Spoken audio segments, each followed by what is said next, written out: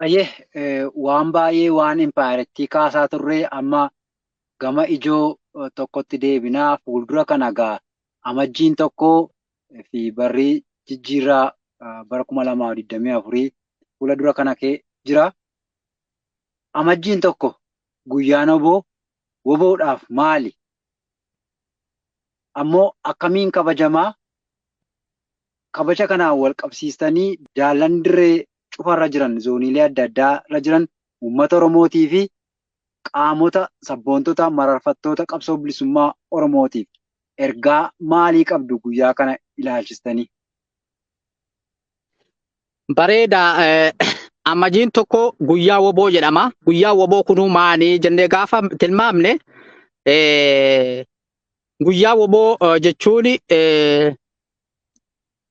waa lama keessa qaba. Amajjiin akka addunyaattis waggaa haaraadha. Gama kaaniin ammoo guyyaa wobooti. Guyyaa woboo kunuu inni nuu maanii? Maaliif guyyaa woboo jedhame? Gaafa jedhame uummanni Oromoo gaafa cabirraa kaase gaafa habashootaan Minilikiin afaan qawweetiin cabirraa kaase qabsoo isaa guyyum tokkooyyuu dhaabee hin beeku jechuudha. Halkanii guyyaa bifa danda'ameen kallattii adda addaatiin qabsaawaa ture jechuudha. Minilik ammoo gaafa cabse, habashaan gaafa cabsite uummata Oromoo maal goote? Uummata Oromoo ammoo eenyummaa isaa jalaa balleessite, aadaa isaa hin awwaalte, an Oromoo jechuu wallaale, aadaan kiyya kana jechuu wallaale, aadaan isaa duudiin, afaan isaa duudiin harkaa badee, aadaa namaa dhaale, amantaan addaan qoodame, gandaan addaan qoodame, bifa kanaan faffaca'ee, diinni ammoo roorroon itti hammaattee bifa sanii ofirraa faccifataa ture jechuudha. Wal qunnamuu hin dandeenye, walitti dhufuu hin dandeenye, qabsoosaa walteeffachuu hin dandeenye, qabsoosaa ammoo gaaddisa tokko jala deeffachuu guutumaa guututti dadhabee bifa kanaan taa'aa ture jechuudha. Osumaa deemu ilmaan Oromoo bifa adda addaatiin, carraaqee adda addaatiin osoo godhanuu qabsoo bittannaawaa ture. Ka gaaddisa tokko jala hin turin, ka tokkummaa hin qabne kaan yeroo ammoo waa'ee qabsoo bilisummaa Oromoo dhaaba siyaasaa Oromoo dhaabuu dhiisi. Waa'ee Oromoo dubbachuun hin dandeenye, waa'ee Oromoodhaa jedhee nam tokko dubbachuu hin dandeenye keessatti qabsoo kana ammoo qindeessanii walitti deebisanii waraana bilisummaa Oromoo maqaa dhaaba siyaasaa Oromoo dhaabanii gaaddisa tokko jala walitti fidanii tokko taasisanii jechuudha.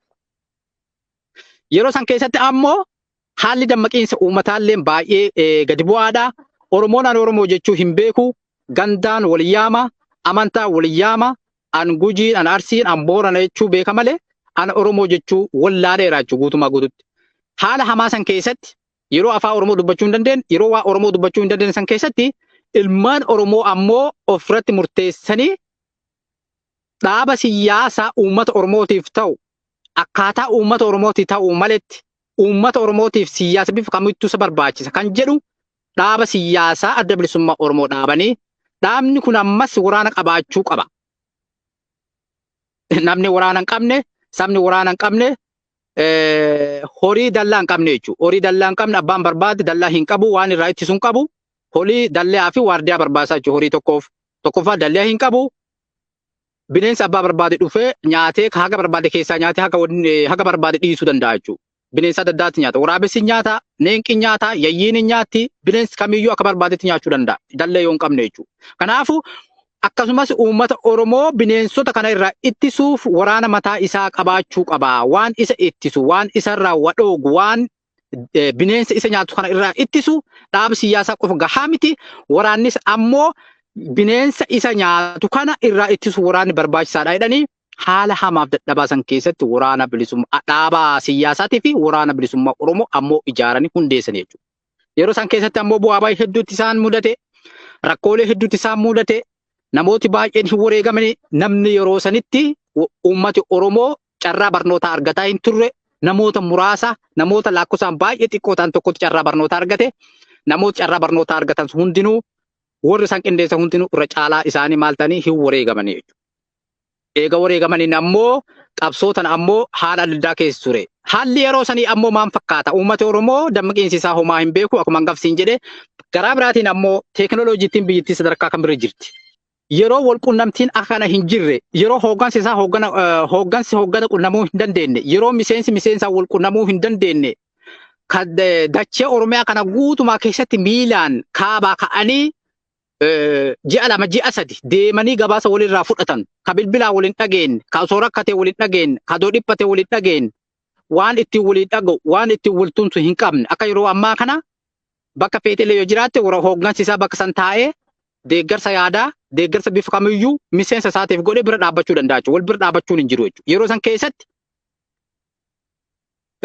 gabaasa walirraa fudhachuu hin dandeenye keessatti haala hamaa san keessa hundumaa haala akkas ulfaata san keessatti qindeessanii hundumaa dandamachiisanii eega dandamachiisanii duubatti ammoo waan kana mirkaneessanii walitti dhufanii waraanni bilisummaa Oromoo haala adda addaa keessatti gaafa walitti dhufan carraa sana argatanii guyyaan kun ammoo ammarraa jalqabee guyyaa woboo ta'uu danda'a. Guyyaa ittiin yaadannoo, guyyaa injifannoo uummata Oromoo, guyyaa uummati Oromoo waardiyaa isaa argate, guyyaa uummati Oromoo bineensa isa nyaatu ifirraa ittisu maqaa itti moggaafatee siyaasa fi gadhaabbate jedhamee walitti deebi'anii hambaa hattee fi kadhumate walitti dhufanii ayyaaneffatanii haga sanirraa jalqabee ammoo amma jii tokko guyyaa woboo jedhamee ayyaaneffamaa ture jechuudha gammaatti. Ayyee uummanni Oromoo waraanni bilisummaa Oromoo zooniilee adda addaa jiraniif baga ittiin isin ga'eef ergaa qabda yoo jiraate gabaabinaan dabarsaafi.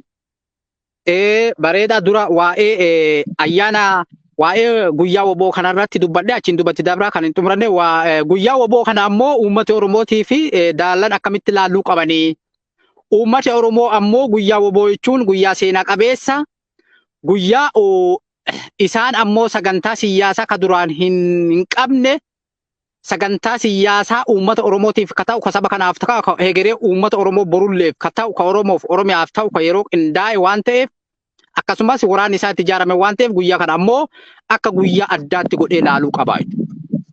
Akkasumas yeroo ilmaan isaanii wareegama hedduu